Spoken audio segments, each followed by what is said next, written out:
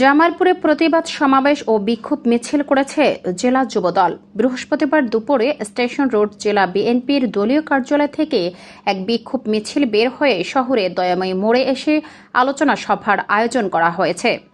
জেলা যুবদলের সাবেক সহ সম্পাদক শুভ পাঠানের নেতৃত্বে এই বিক্ষোভ সমাবেশের আয়োজন করা হয়। বিক্ষোভ সমাবেশে তারেক রহমান, যুব পরিষদের সাবেক শহর ছাত্রদলের যুগ্ম সাধারণ সম্পাদক আরিফুল ইসলাম মুক্তা খান, সিনিয়র সহসভাপতি মনহার হোসেন মনোহর, সিনিয়র সহসভাপতি জোটন মিয়া, সাধারণ সম্পাদক মোহাম্মদ রাজু, জিয়া সাইবার ফোর্সের সদস্য সচিব রিপন হোসেন হৃদয় সহ আরো অনেকেই এ সময় উপস্থিত ছিলেন। আমরা জানি দেশের শত্রু, গণতন্ত্রের শত্রু, জনগণের শত্রু শেখ হাসিনা সরকার। আমাদের প্রিয় নেতা গত 8-9 মাস আগেই বলেছিল একটি অদৃশ্য শক্তি আছে যার বিরুদ্ধে আগামী দিনে আমাদের মোকাবেলা করতে হবে। দেশের শত্রু কারা? শত্রু হচ্ছে আওয়ামী লীগ এবং জামাত শিবির।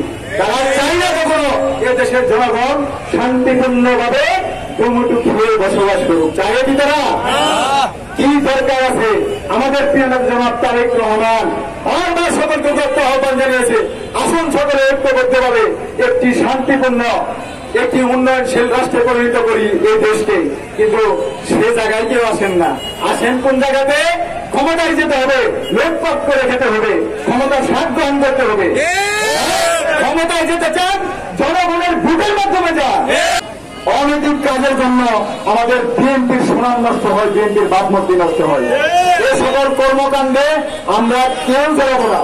আর যদি কোন দলীয় নেতা কর্মী জড়ায়, তাহলে আগামী দিনে সে হোক যত বড় নেতা, কেউ এই বিএনপির সেই সাংগঠনিক সিদ্ধান্ত থেকে কেউ রক্ষা পাবেন না।